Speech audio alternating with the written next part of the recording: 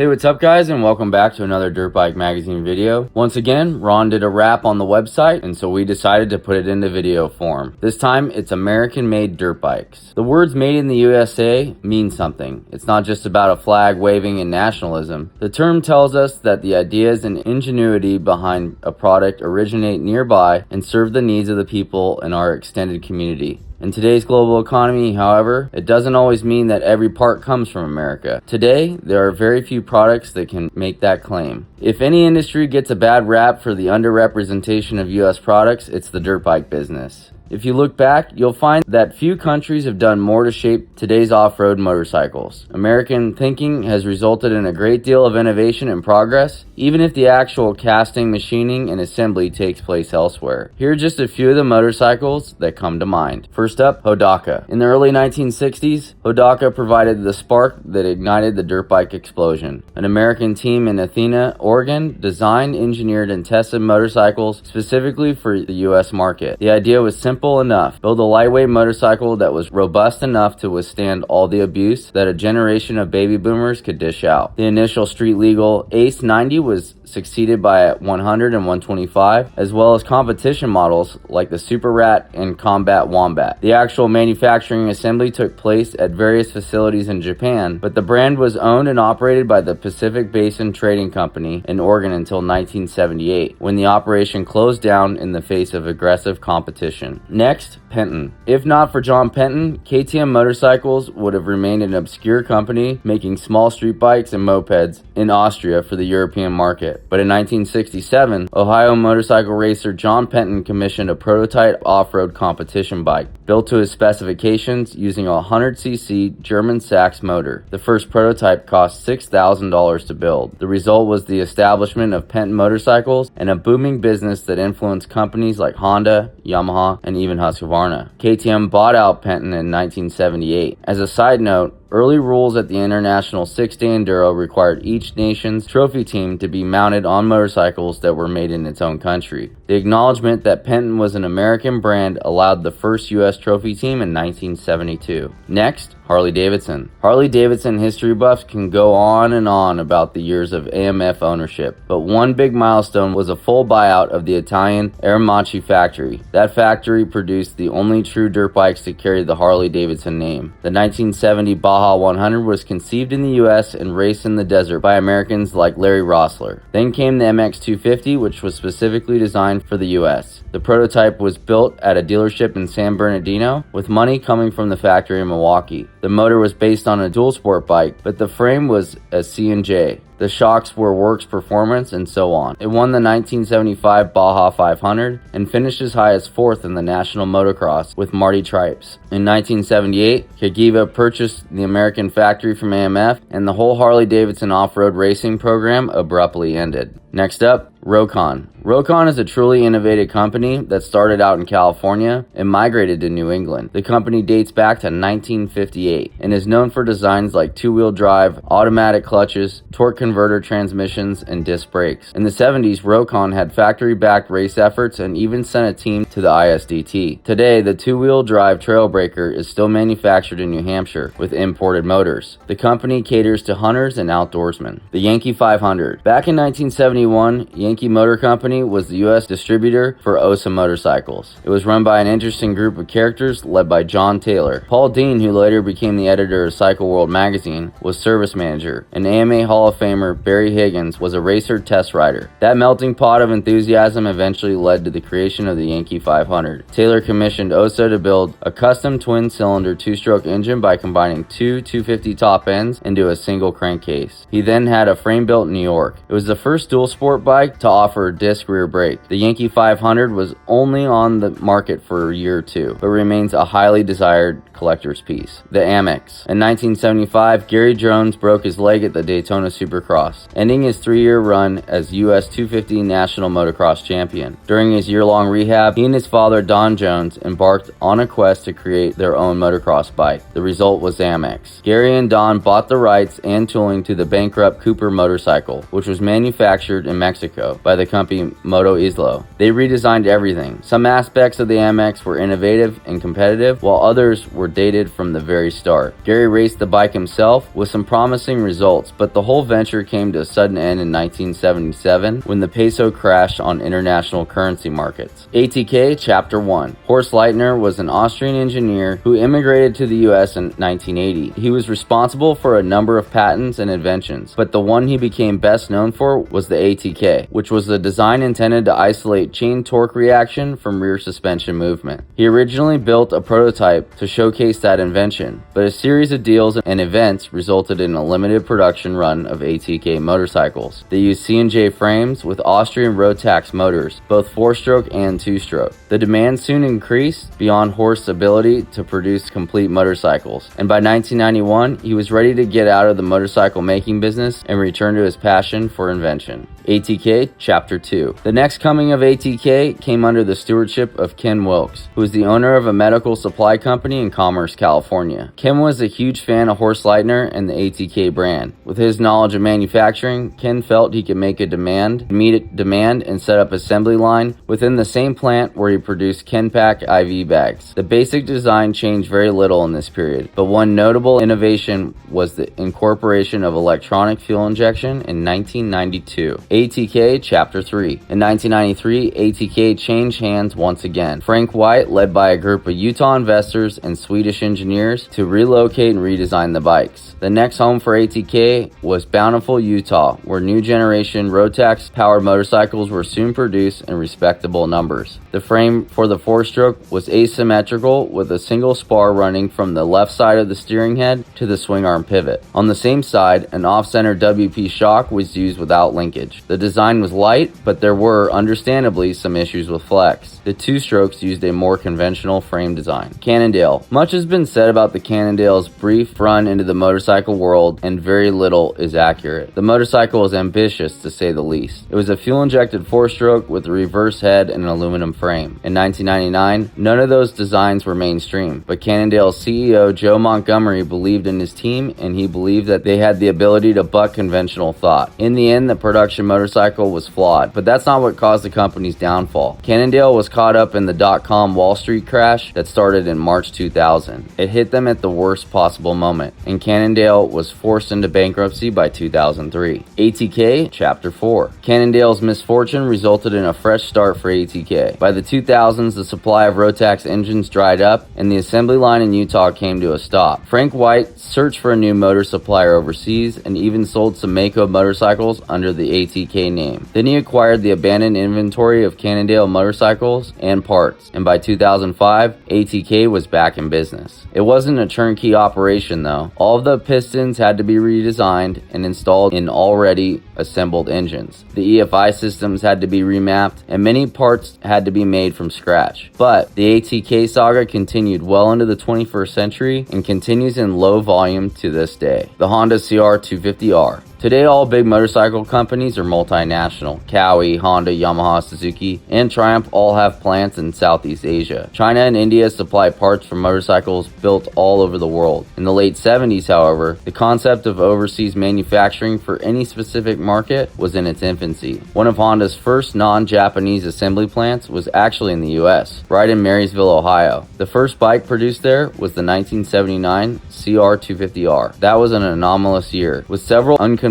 designs including a 23-inch front wheel, and no one truly considered it an American motorcycle. By 1980, the CR250R manufacturing was moved back to Japan. Next is Highland. If you're a regular reader of Dirtbike magazine, you might know the story of Highland motorcycles. Gunnar Lindstrom wrote a comprehensive history of the brand for the October 2024 issue. For most others, the story is virtually unknown. Highland motorcycles were designed by a Swedish engineer, Mats Malmberg, and produced briefly in Tulsa, Oklahoma. There were big plans for motocross bikes, adventure bikes, and ATVs. It all came to an end in 2010 when Malmberg and two other Highland executives were tragically killed in a plane crash. The company shut down shortly afterward. Zero got its start in 2006, building what would today be called an e-moto. predating Suron by at least 10 years. It has become the world's most successful electric motorcycle company, producing street bikes, police bikes, and dual sport bikes for a worldwide market. The original design plant in Santa Cruz, California was quickly moved to Scotts Valley, where final assembly for many models remains today. But as global demand increased, a factory was opened in the Philippines and the actual headquarters was moved to the Netherlands. Cobra. Cobra is the most American of all the US motorcycle makers. It's also one of the most successful companies in the world when it comes to racing history. The original Cobra 50 debuted in 1994, and since then the company has earned over 300 championships in mini amateur racing. Nowadays, the factory in Hillsdale, Michigan, where it continues to make frames and engines from the ground up. Some components are sourced overseas, but Cobra motorcycles are just as American as Ford or Harley-Davidson. And lastly, Alta. The Alta Redshift was the first electric bike that could compete with gasoline-powered dirt bikes. The project was started in 2007 under the name BRD. A group of engineers showed up at AIM show with a prototype electric motor and a Honda chassis, hoping to secure funding to carry the project further. They eventually got to the production phase, but never found the backing they needed for full-scale production. At one point, it looked like Harley-Davidson would be the benefactor, but that fell through and the company went out of business in 2018. Today, BRP has acquired the intellectual property and used it to create the Can-Am Origin electric dual sport bike. So we hope you like this video version of Ron's rap. Always check out the website dirtbikemagazine.com for more stories like this, and we'll see you